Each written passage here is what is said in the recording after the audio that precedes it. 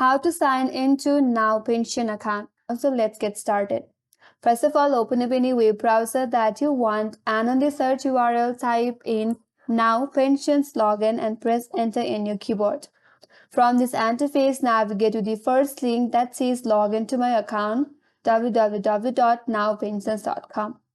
After that, you'll be taken to official web page of Nowpensions. Now to log in, navigate to top right corner. There is a login button. Click on it. Then you will land on this interface where you will get multiple options.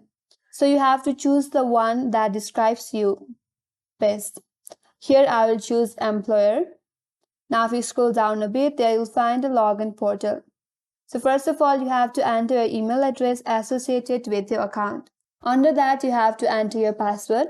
Make sure you type in your correct password. After that, click on login button, and if you have entered your correct login credential, you will be logged into your Nowpensions account.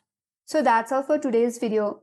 If this video helped you, make sure to subscribe and like to our channel. And thank you for watching, and I will see you in next video.